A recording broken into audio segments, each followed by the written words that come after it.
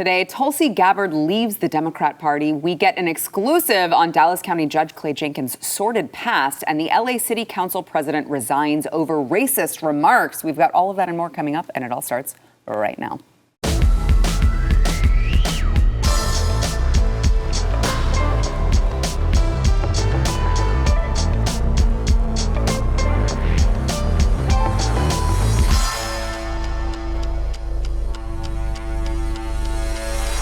Welcome to the news and why it matters. I am Sarah Gonzalez, and today's episode is brought to you by Healthy Cell. They've got a ton of different supplements.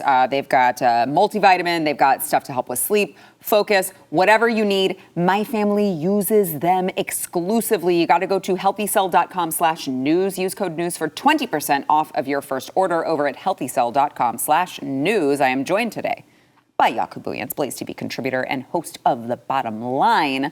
Also joined by fellow BlazeTV contributor John Doyle, also host of Heck Off Commie. I'm going to leave it there. And we're going to get to the news of the day. He's wearing it on his face. It's a great day. You did a great job. Thanks for the job you did on the show. On the bottom line. Tremendous episode Jaco and I did. Had a great back and forth. You know, this show, I am limited to the tyranny of like 30 to 60 second sound bites. That's not true. When Jaco and I had an hour to just go, it was wonderful. No, but it was honestly, it was fun. And it was fun to see the comments because he hasn't been doing anything on Heck Off Commie. So then his fans came over and was like, oh, here he is. So they could find him. And then they're telling me, please tell him to get back on Heck Off Commie. So I'm telling you to get back on. Thank you. This is, I feel like Trump. This is the first I'm hearing of this. I will do that. Also, if I were John, I would tell you that the biggest news of the day is that Blink-182 is getting back together, I guess. My dad called me on the way over here, and he was like, so what are you talking about on Sarah's show? And I was like, she's not going to like this, but we will be talking about the biggest story in all of news, which is that reuniting. Yeah, so for those of you Blink-182 fans, congratulations, I guess. So the actual top stories of the day this morning, Tulsi Gabbard announced on Twitter she is leaving the Democrat Party because it has become an elitist cabal of warmongers driven by cowardly wokeness. Let's listen to Tulsi. I can no longer remain in today's Democratic Party that's under the complete control of an elitist cabal of warmongers who are driven by cowardly wokeness, who divide us by racializing every issue and stoking anti-white racism, who actively work to undermine our God-given freedoms that are enshrined in our Constitution, who are hostile to people of faith and spirituality, who demonize the police but protect criminals at the expense of law-abiding Americans, who believe in open borders, who weaponize the national security state to go after their political opponents, and above all, who are dragging us ever closer to nuclear war.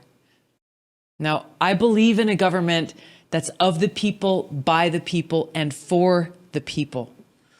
Unfortunately, today's Democratic Party does not. Instead, it stands for a government that is of, by, and for the powerful elite. Now, I'm calling on my fellow common sense, independent-minded Democrats to join me in leaving the Democratic Party. If you can no longer stomach the direction that the so-called woke Democratic Party ideologues are taking our country, then I invite you to join me. Now, Tulsi has in the past spoken out. You know, she's had some controversial stances, like speaking out against using puberty blockers in children and criticizing Kamala Harris, border czar, Kamala Harris's handling of the border, as well as, I recall, in the debates whenever she was running for president, she had the gall to say that she did not agree with late-term abortion, and she was hit very hard from the Democrats on that. Back in 2019, Hillary Clinton also called her a Russian asset, which is, I guess, what you call someone who doesn't agree with you these days. But your thoughts, Jaco? When you listen to Tulsi in that clip, you would say, how in the world was she ever part of the Democratic Party? You know, not just the party, but she was a Bernie Sanders. She worked on his campaign. Far left. Yeah. Way off the reservation left, right? And so, but I said it on my show earlier today with Lauren, you know, it's never too late. It's not over till it's over. And I think we're going to see this. And this is, look, it was music to my ears this morning. Also, I believe Tulsi has political aspirations. She's not going to raise a cent from the left. They're not going to back her. They're not going to support her because she's against them. She speaks against their ideologies. And so to have a political career, you need backing. And so it's not going to happen from that party. What I didn't hear, and maybe you know this, Sarah, or maybe you know, John, she says, I'm leaving the Democratic Party. Is she going to the Republican Party? Is she independent? She didn't say. I don't think she announced, right? She didn't say, which I wonder is, with these people, as you pointed out, you always wonder what their political aspirations are. You also wonder, she has a podcast, so perhaps it's trying to get more people to listen to her podcast. She did kind of say to all of my fellow people who think more independently, so she kind of used the term, but didn't actually say whether or not she's... Look, if Eric July was here, Eric would probably say, hey, we just gained a libertarian, right? Eric would but I don't know. I don't know that. Like, where does she land? She's been on Fox. Been on Fox a lot, though. Which I, again, don't trust. I still... Thank you. That's great, Tulsi. That's amazing. Yeah. But now let's see some fruit from the action. Yeah, I would, John, I want to get your thoughts. And I also want to throw in here, too, the Republicans have a tendency, conservatives have a tendency to latch on to someone, if someone, they walk off the Democrat plantation and people are like, we've red-pilled them. And it's like, no, you haven't. You think that these people are your friends and they're not. So stop acting like that. Elon Musk, Kanye West, all of these people, they're just so anxious for someone who's a part of something to join them. And no, they don't want to be a member of your club oftentimes. Well, I think that Elon and Kanye are probably friends of the show here. Maybe people like Nicki Minaj, who, have like one issue that they land with us on, and then all of a sudden it's like, Nicki for president. But with people like Tulsi, I don't know. I think it is good insofar as it does give permission to a lot of more reasonable Democrats for them to kind of walk away, because I think a lot of them are probably scared to do that. So that's good. But I, too, would probably call into question exactly what her political aspirations are. And she may even be kind of like Bernie Sanders, and because I think Bernie Sanders is like technically an independent, even though he is a Democrat and he campaigned as a Democrat and things like that. A radical Democrat. That's probably what she's going to be doing there. So. But it's about raising money at the end of the day. If you have any political aspiration, you must raise significant funds. And so she's not raising money on the left. That's never going to happen. They have deemed her, not one of them. That was another thing. So where does she raise money? It's either with the Republicans or and Bernie, to your point, he is an independent. He's not really a Democrat, but he's got to raise money. Because he's farther than a Democrat, but he didn't want to say that. And so, well, I'm just independent or whatever. Right. But there was some sentiment, if I really had to get nitpicky, the sentiment about like being anti-elitism is kind of revealing her progressive roots, because being anti-elitism is fundamentally like a left-wing idea, even though they are like run by elites, because, we on the right believe in like hierarchy and nature, and, like our founding fathers, for example, they were not just like random people who, they were like aristocrats. They're very wealthy, well-liked people. They were considered to be elites at, what the time was the new America. But they were the people who inherited, the government and created this country. And every revolution throughout history has always taken place when you have the backing of elite institutions and people. And so I think that the right, because of Trump, has started flirting too heavily with populism, which isn't ever worked out successfully, and I think we need to embrace a more authentically traditional right-wing movement if we're going to go forward. Yeah, it'll be interesting to see if she happens to throw her hat into the ring in the next presidential election. I don't know, but all I'm saying is, careful, Republicans, okay? You don't want to siphon any votes away from someone, who may be able to win. So we'll keep an eye out on that at the very least. I want to move to a new report. Gun Owners of America obtained an email from the FBI regarding changes to the NICS background check system to implement gun control. So one of the changes requires an investigation into every background check denial, even though 9 times out of 10, the NICS system has falsely denied law-abiding citizens from exercising their rights. They also will, they have to collect the buyer's address. It says that FFLs will be required to provide the buyer's complete address to NICS as recorded on the Bureau of Alcohol, Tobacco, Firearms, and Explosives Form 4473 when transactions are denied or delayed.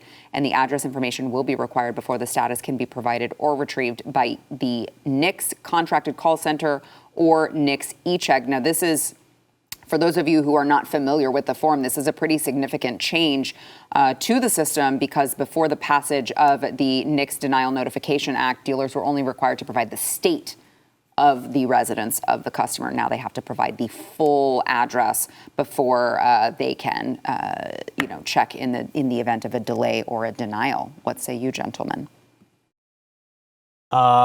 I think that's wrong.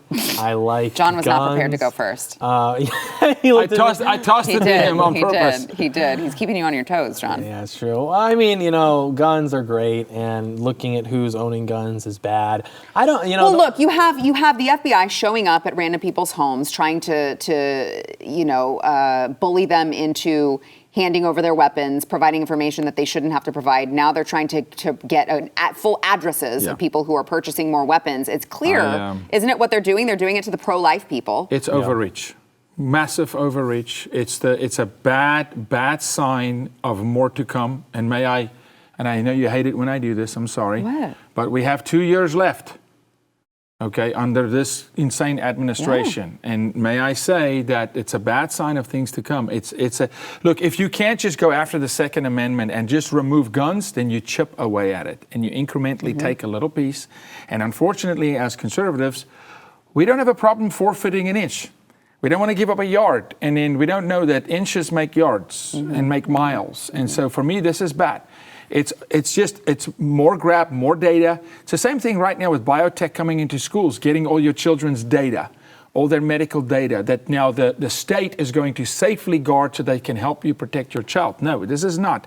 This is another grab of power, and information is power, and it's too much information. Yeah, and it's such a ridiculous thing to go after, too. It really is almost a proxy for just persecuting the opponents of the regime, because the people who tend to hoard guns as a hobby or as an interest or whatever tend to be just Republican voters. People who actually commit crimes with guns typically just have 1 or 2 crime guns and then they go crazy with them, file off the serial number or what have you. But recently there have been these things that have been coming into the country or 3D printed called switches. I'm not sure if you've heard about this, but they're these little plastic pieces that slip onto Glocks, and they prevent the mechanism which allows for only 1 round to be discharged per trigger pull, and it literally converts Glock pistols into machine guns. You're talking about a 30-round extended magazine that can fire in like less than 2 seconds. And so in all these major cities, Chicago, St. Louis, these people are not only obtaining them, but bragging about them and posting videos on social media of them playing with them and things like that. And the same FBI that could go after those people are choosing to, put up billboards in states. Do you know someone who was at the Capitol on January 6th? It's like they're posting it on social media. Yeah. With their name, their location, generally speaking. I mean, you could so easily get those people and throw them in prison for that, which is a felony, and then you would reduce the amount of violent crime that's happening in these cities and the amount of people who are dying who aren't even involved in the incident through bullets just going through buildings or things like that. But they don't want to, because those people actually aren't an enemy of the regime. They actually help it because they terrorize normal people who tend to be inclined to vote for Republicans. It's funny, just to your point really quickly, John, there's a new dating app out for conservatives. It's called The Right Stuff. And apparently users of this new dating app for conservatives have left reviews claiming to have been contacted by the FBI after answering a profile prompt question that states, January 6th was ... And you have to answer it. And so these are I'm just reading you the reviews, okay? It says, one of the reviews says, app asked about January 6th. I said I was there because I'm a patriot. I get a call from an FBI agent the same day. Another says, I answered the question about January 6th honestly, and the next day I had 2 police officers at my door telling me that they got a call alleging that I was involved in domestic terrorism.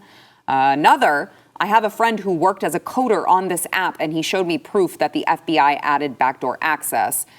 So this was an app. It was founded by former Trump staffers, and you just never can be too careful. Sarah, this is espionage. Yeah. Okay, this is corporate espionage. We're going to push an app out there as a dating app, and we're going to have backdoor access to Big Daddy government, and you're going to answer an innocent question, trying to find a date, and saying, well, we're January 6th, right? So here's going forward. You answer nothing. You give them nothing. Literally, you give nothing about yourself to government, but now they're tricking you because you don't know it's government. Expect that anything that you do on a computer or a smartphone can be traced back and will be watched by the government. I think that's a good rule of thumb. John, last word. Moreover, if you're a young man, there's no shortcut to success. You're not going to find some really traditional woman who's just I'm just waiting for some Trump supporting guy to just be on an app. she's just going to be living a normal life. You have to go out and talk to her. You're not going to be able to like find some cheat code where, I'm going to be on this dating app. And it's like, what is this a proxy for? Like, I want a woman who shares my values. Like, they have that, religious dating. What do you mean values? Like, religion, well, I don't care if she's a Muslim, but as long as she supports low taxes, I'm okay. Like, what is wrong with you? I forget the woman's name. It's not that I forget it. I can't pronounce it correctly. The Trump press secretary who we all love, the blonde woman. McEnany? Yes. So her daughter reached out to me because she's one of the people involved. She wanted to get me involved in this. I was like, first of all, her sister. Oh, was it the sister? Her sister. I was like, first her daughter of all, is not old enough for that, and Yeah. I will not tell Yeah. her that you insulted her in that way. The Right Stuff is the name of a neo-Nazi podcast, number one. Number two, like, Oh, no. who is this for? What is, we're a conservative dating app. Like, this is not conservative. By definition, this is actually like technological perversion, reducing a human being to like some swipe thing. And it's just like so silly. What John is saying is, guys, work for it. Yeah. Okay? true. Go Yeah. court the girl and own her heart. She's not on an app if she's worth much. John wouldn't know because he's never kissed a girl, so that's why we have That is Jaco true. to tell us. That is true. All right, we've got to take a quick break. We'll be back with more. First, we want to thank our sponsor, Home Title Lock. So in case you think that home title fraud is the kind of thing that only happens to other people, you need to have a listen to this convicted thief explaining what happens after he forges your home's title and takes over as the new owner. Nobody thinks that I can take their house and borrow against the house. Oh, no, I have title insurance for that. No, it's in my name, or he would have to get some special document. They would call me. You know, nobody's calling you. After I've stolen the title, borrowed against it, or sold the property, or done whatever I've done with it, it's 60 to 90 days to even figure out that they're the victim of this crime. You know, by that point, you start getting foreclosure notices, and you realize you've got 4 mortgages on your house. Not only that, you don't even own your home anymore. It's not even in your name. Home title fraud is growing 2.5 times faster than credit card fraud. You could be a victim and not even know it. Here's how to protect yourself and verify your home's title is still in your name. You got to go to HometitleLock.com. Use promo code RADIO. You can register your address for your no obligation home title report. That is a $100 value for free when you go to HometitleLock.com, promo code RADIO. All right, I mentioned at the beginning of the program that we have an exclusive here on Dallas County Judge Clay Jenkins, who, by the way, is just the worst. Can I just get that out of the way? He is the worst. He is the one who shut down all of Dallas County forever, it seems. He had the mask mandate that they were very, very strict about in all buildings. I mean, he is your typical Napoleon, just absolutely tyrannical, horrible, needs to be thrown out of office. And we've got an exclusive about his sordid past and the way that he has tried to cover it up and manipulate what is out there. Here to join us, go through all of that, is his challenger, Lauren Davis. And we are so excited. You are the Republican candidate for Dallas County Judge. We're excited that you're with us today, Lauren. Yes, well, thanks for having me. I'm so grateful. Yeah. So I want to tell you what I know, what is breaking right now. And I want you to help fill in the gaps, Sure. okay? And I know, Jaco, you can do this as well. Sure. John, feel free to jump in anytime, but I'm not sure how much you know of this. I don't know anything about anything. This is breaking to you as well, okay? So in September of 1983, we used to hear these stories that I think the Dallas Observer printed one that was like, oh, Clay Jenkins, when he was young and in college, he engaged in these little panty raid things at Baylor where he went to school. It was very silly. There was nothing to it. That's what all of these arrests were about. It was nothing to see here. Don't dig any deeper. Well, now that we actually have uncovered the police reports, in September of 1983, a warrant was issued for Clay Jenkins for trespass of habitation after he and 2 other men tried to break into an apartment. We have, you guys who are watching right now on this program, you can see the police report that we have shown on the screen. This is Waco Police Department. It says a warrant was issued for his arrest. His bond was set at $1,500. Now, in this report, they detail that he and 2 other men wear dark-colored makeup to look like black men. This is within the report, okay? This is not just me. That's what the report says. So they dress up in blackface. They break into an apartment where 4 girls are actually there, located, and just terrorize them and ransack the entire place. And the police report did note that the men were arrested and transported to McLennan County Jail. I would say that's much different than a panty raid. Please show that mugshot. Oh my God! You guys want this to be your Dallas County judge? Has been for kidding me? 12 years. 12 years too long, No Jaco. more. So I have some questions because this is much different than, it was just a silly little panty raid college prank. There was nothing to it. Now we're talking about not only, you want to talk about dressing up in blackface, which we're told is the most egregious crime ever and should get you canceled off the face of the planet at any point in time. But you add on to that, this is a serious thing. These women were present at this apartment and they broke in and terrorized them. Do I have that right? Yeah, from what we're reading, it is. And I think that's what's the most insidious is that the media allows this story out under the guise of, a silly college prank. It was anything but. He could have been shot. He broke in and entered a home dressed not as himself and then terrorized these women. I think in that report I read, he ransacked the apartment. Yeah. They barricaded themselves behind a door. This was someone who terrorized them. And then was parading around the streets. I don't think he was arrested for a week. Someone could have been wrongfully put in jail because he was covering up his appearance. But Lauren, didn't they, and there's a lot of history with Clay and Baylor and his family and the history. They unintentionally or intentionally misspelled his name to cover it up. Oops. Clay's had multiple different names over the years. I'm sure that was just an accident. Just a little typo. I don't think so. I call foul on that one. But yes, there was a misspelled of a letter that changed his name completely. And, his family has a history, and he said it in the Dallas Morning News, that he's the first in his family to go to college. Another manipulation. His dad, unfortunately, passed as a young boy. His mother remarried when he was 11, according to different articles that I've read. And his dad was with the Jenkins last name, who started the original charter of Baylor University. And he took over his father's law firm. It's just a far cry from the first person in your family. He was like, in my immediate family. So it's just this constant manipulation to describe him as something he's not. He experienced an extreme amount of privilege going to Baylor, likely covered up that report because of who his family is, and then has gotten a blessing from all of the liberal media locally who continue to squash truths and allow him to manipulate. Yeah, why haven't we seen this in any of the local media? Because no one's willing to break it. They cover for him.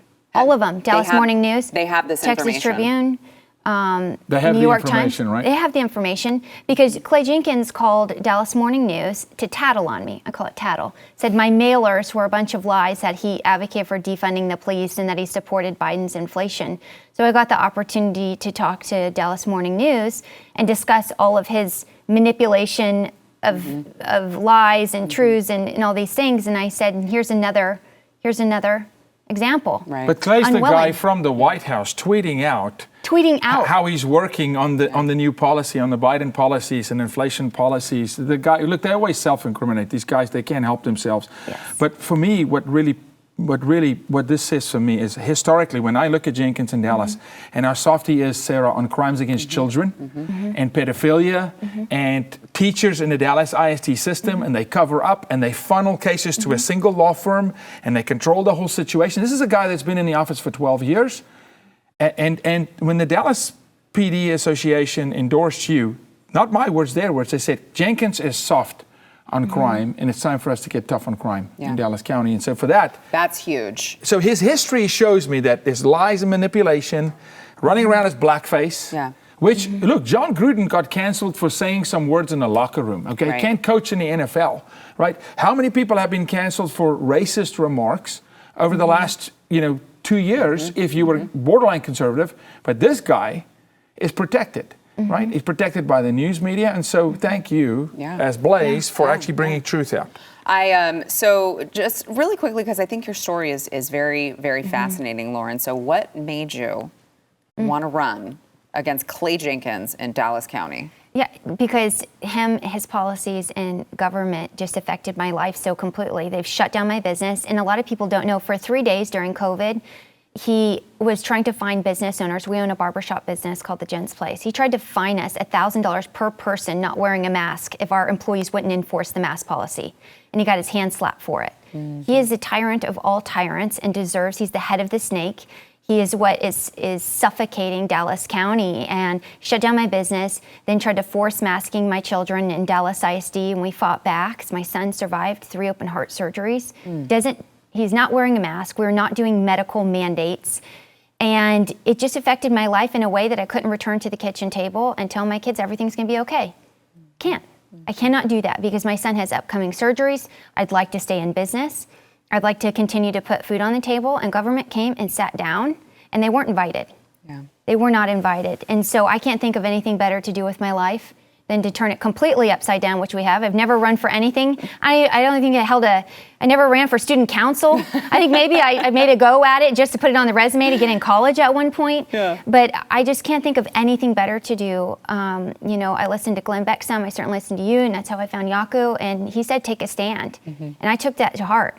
And I have people tell me, I can't put a sign in my yard because the house might get egged, or I can't this. And I say, if you can't even do that, Lord help you. Yeah. You're about to get eaten alive. And I started by fighting against certain books in the school. This fight didn't come out of nowhere. It started little by little by little, and here I am. It is the best thing I've ever done in my life. Yeah. And my kids, my daughter advocates for me. She campaigns at school. When we won the primary with 69% of the vote against all odds, my son, that night, my middle one, Pierce, said, that is the best payback ever, Mom. And it's teaching them how to stand up and fight for their beliefs. Yeah, it is. Amen. Tell everyone where they can find you and help you. Yes, we need all the help we can get. It's Davis4Dallas.com. It's our website. It has all my media, has all my stances on everything right there, Davis4Dallas.com. So go to Davis4Dallas, 4Dallas.com if you want to get involved, donate if you can. But most importantly, if you are in Dallas County, you have to show up. You have to participate. You have to vote. We need every single one of you across the board. Okay, I could say this nationwide, but I'm speaking directly to you, Dallas County. You know what to do. Lauren, thank you so much for coming on. Well, thanks. I appreciate your commitment to the truth. People deserve to know what they're voting for. Thank you. Thank you. We appreciate that. All right, we got to take another quick break. We want to thank our sponsor, Patriot Mobile. So, Patriot Mobile, listen, I think Patriot Mobile supports everything that Lauren Davis here is doing because they are the ones who are putting their money where their mouth is. They are donating to a bunch of school district, races. They helped all of the Supreme Court, all of the cases that went our way. They were very, very instrumental in. They are America's only Christian conservative mobile phone provider, and they have been a force for conservative values. They're going to take a portion of your bill. They're going to fund conservative causes and candidates who believe in things like the sanctity of life, freedom of speech, the Second Amendment. They are winning, you guys. Okay, they've got affordable plans. It's the same towers. Everyone uses the same towers, so you don't have to worry about service. They've got nationwide service. You can port your number over. You can get a new one. Do whatever you want. It's 2022, but you got to go to patriotmobile.com/news. You can get free activation with the offer code NEWS. That is patriotmobile.com/news. In a COVID hearing, EU Parliament member Rob Roos asked Pfizer Director Janine Small whether the vaccine was ever tested on preventing transmission. You guys are going to be shocked to hear that her answer was no. Watch. Was the Pfizer COVID vaccine tested on stopping the transmission of the virus before it entered the market? If not, please say it clearly. If yes, are you willing to share the data with this committee? And I really want a straight answer, yes or no, and I'm looking forward to it. Me Thank too. you very much. Regarding the question around, did we know about stopping immunisation before it's entered the market? No. We had to really move at the speed of science to really understand what is taking place in the market. The speed of science. Oh, I see. So we're just completely making random phrases up now that they had to move at the speed of science, which I guess means we didn't have time to actually do the science thing, which would have been to test things and provide data and, information readily available to the people. But they had this entire vaccine campaign and vaccine passports and tried to get you to do all of these things because you couldn't kill grandma. They didn't want you to kill grandma. And all of that was based on no data. That must be, Sarah, why Joseph Biden, the president of the United States, said, if you get the vaccine, you cannot get COVID. Right. Because somehow you can't get it, you can't spread it. Rachel Maddow went on and said he must have gotten some of the data and the science. It was all hogwash. A lie to the American people. People lost jobs. People lost family members. People committed suicide. Okay, decimated businesses. Because the President of the United States said, you can't get COVID if you get the vaccine, just like the President of the United States says, all the world, come across our border. We've got a home for you. That's all this administration does. They sow death and destruction. Well, all of that is just collateral damage when you move at the speed of science, John. Yeah, like where was the science? I mean, virtually everything that they said was untrue, whether it was the transmission, the mortality, like it could have just not been announced and nobody would have noticed anything. Like in terms of the amount of people who were dying every year, it did not increase significantly, both in absolute and relative terms. But if you look at the amount of people who are just randomly dropping, that has increased quite significantly to where even people who aren't following the news cycle are noticing that the per year amount of like celebrities and athletes, especially younger ones, are all of a sudden just having these very weird complications. So I think that within our lifetimes, which will thankfully be very long and prosperous, we will find out exactly what this was all about. Do you think we will? You really do? Because I worry that, I mean, the people who are in control of this information are not going to give it over so readily. I think we probably, and if not, I mean, when we die, we'll find out everything. Because we win in the end. I mean, we already know, though, yeah, right? We know. Like we've known since day one. You know? I don't know.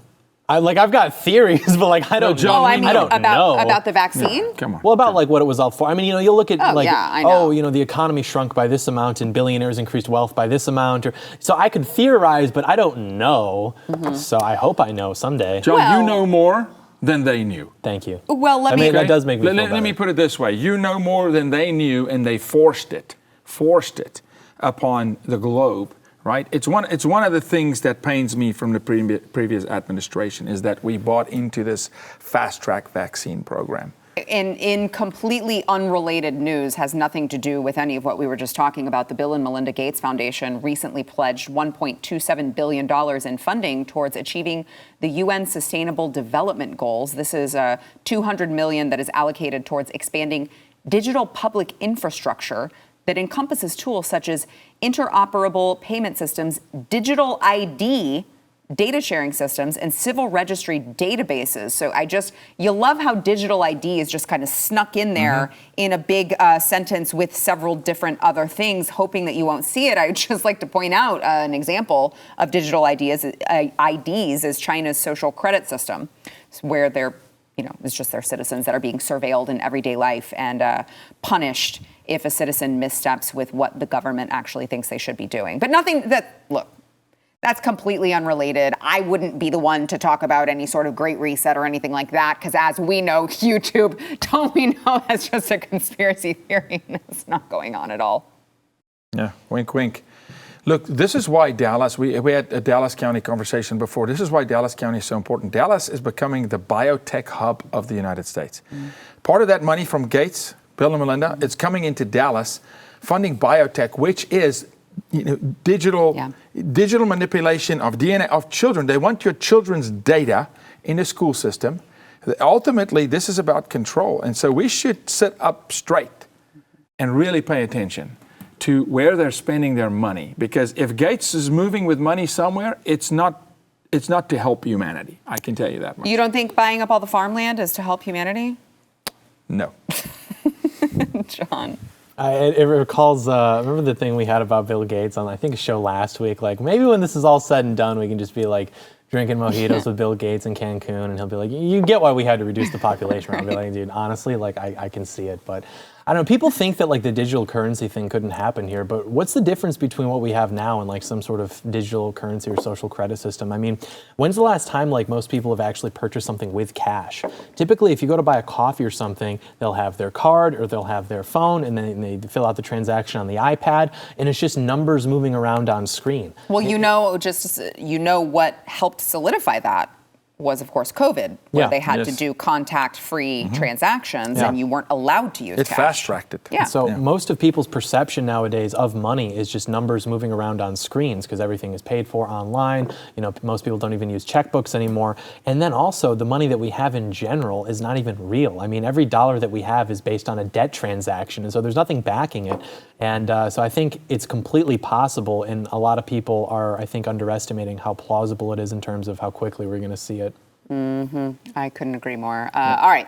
We got to take a quick break, but we want to thank our sponsor, Tommy John. So from the changing leaves to pumpkin spice everything, life's feeling pretty cozy. If your old bra can't keep up, get a new one that can. That's Tommy John. Tommy John is overcoming the uncomfortable with premium fabrics, innovative fits, and problem-solving functionality that make men and women feel comfortable in their skin. Tommy John was founded in 2008 by married entrepreneurs Tom Patterson and Aaron Fujimoto to solve the problems men and women have with their underwear and apparel. That means no pinching, bunching, or riding up. Tommy John knows that you're the most confident when you're the most comfortable. And if you want the men in your life to feel comfy and look great too, pick them up a new pair of Tommy John men's underwear. We wear it and you should too. Everything's backed by Tommy John's best pair you'll ever wear, or its free guarantee. You can go to TommyJohn.com/Y right now for 20% off your first order.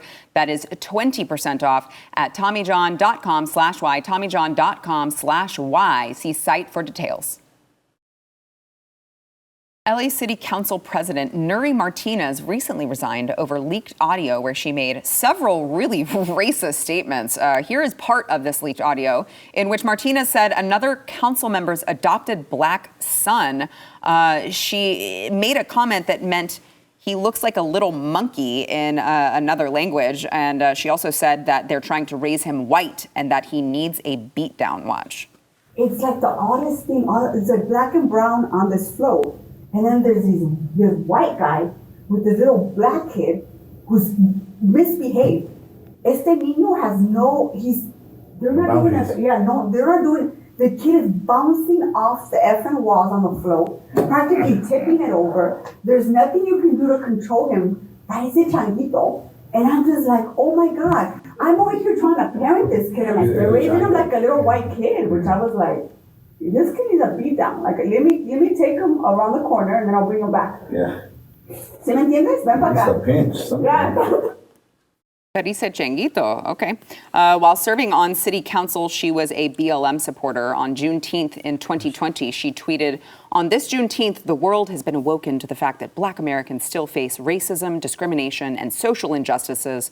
We need to continue to listen, learn, and act to end racism, including institutionalized racism in government systems and laws." She also tweeted in 2020, "Today we introduced a motion to cut funding to the LAPD as we reset our priorities in the wake of the murder of George Floyd and the Black Lives Matter call that we all support to end racism. This is just one small step. We cannot talk about change. We have to be the change." Why is it all these Democrats, you've got this one, you've got Clay Jenkins, you've got all of these Democrats who actually behind closed doors are the real racists, are dressing up in blackface, are actually doing these things, and then on social media they're like, oh, we hate racism, we're just going to call a adopted black son a little monkey, because that's not racist at all. No, they can do that because they're talking about their own race. Sarah, it's no different than the mindset that said, please take care of all the migrants, bleeding heart mentality. Where's your compassion, America? Where's your compassion, Texas? As long as you don't send them to Chicago, as long as you don't send them to Martha's Vineyard, as long as you don't send them to, my neck of the woods. But shame on you, Texas, for not wanting to take the millions of migrants. But nothing they do is from a place of conviction. It's all for self-gain, for self-elevation. They do not care about people. They don't care about this country. They couldn't care less about their own family members. I've always said this, Hillary Clinton will eat her own. They are about self. It's a selfish movement in this country. It's an anti-God movement.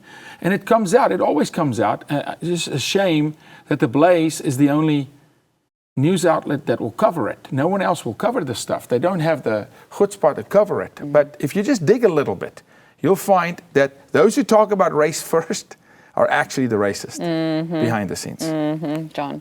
Yeah, it's interesting because whenever they use this language of racism and oppression in America, what they're alluding to is basically like this Trojan horse that is painted with the blood of black slaves, because Hispanic people have never been systematically oppressed in this country, to my knowledge, nor have Asian people, but they all want to unite together under the term people of color to unite against normal white Americans. And so this woman, who I presume is a Democrat, she's coming out talking about Black Lives Matter, Juneteenth, using all this nice language, but then behind the scenes, of course, she's like deeply biased and racist against this little kid who was just trying to have a good time. And I think it just goes to show that when they're talking about racism, that literally is a fake word. I mean, that originated in, I think, the 1930s. Some communist invented it to try to like sow division between people. But racism is just in-group preference. I mean, that's like a psychological concept. Every person naturally is going to have a preference to be around people who look like them as opposed to people who don't. This is just basic human psychology. And so what they've tried to do with that is pathologize it, to say, well, if you have that, that's wrong. There's something wrong with your head. But then if you look at which groups of people have the highest in-group preference, Black Americans have the highest, and then Hispanics, Asians, and whites have the lowest. It's practically non-existent. In fact, white liberals even have negative in-group preference in polling, meaning they prefer to be around people, so they say, who don't look like them as opposed to people who do. And so they are totally fine with examples of black racism, which by their own admission, black people are even the most racist group in this country. That was Rasmussen in 2013, did that data. But whenever white people just have a moment of honesty where we're just like, hey, can we maybe have safer cities? You're done. It's over. You're racist. You have to have no life now. You can't make money in this country anymore. How dare you say that? So it's totally hypocritical and disingenuous, as Jaco pointed out. Yeah, I was just thinking to myself, I wonder what would happen if someone said that we needed to do something for the white community. And we just use the term white community, because that's how the other one is used, right? You say the black community, the black and brown community. Imagine if you said white community. I hate that PR too. Like the black community. Have you been in black neighborhoods? They're very violent, and there's actually not a huge sense of community. I mean, they're stealing from each other and they're shooting each other. So it's like total pandering, like the black community. But no, you can't say the white community, because it's like, then you're going to have these pictures of like dorky people. You might as well put a hood on your, Yeah, no, look, John, there's amazing black communities, and there's so many people who are black Americans, not African American, black Americans who love this nation and fight. But I'll say this, just imagine if you had white entertainment television by name. Right. Yeah. And they'll go, but there's a lot of television white folk, but we don't call it white entertainment television. It's supposed to be for like everybody. Black entertainment Isn't that television. what like Turner Classic Movies is? BET. I mean, but think about that as a concept, though. I mean, and when we look at disproportionately a league like the NFL, that is 80% or so because of fast twitch fiber in muscle, black athletes, faster runners jump higher. So what should we now call the NFL racist against whites? No, it's a competitive sport. But you can't do that. Yeah. You can't. Yeah. Right? Yeah. But they can. Right. Of course. Yeah, it's fascinating to me. All right, we got to take a quick break. We'll be back. The forgotten gamers of America. During a recent event in Austin, Texas, Kamala Harris said no one should go to jail for smoking weed. Watch. And speaking of the system of justice, we are also changing, y'all might have heard that this week, the federal government's approach to marijuana.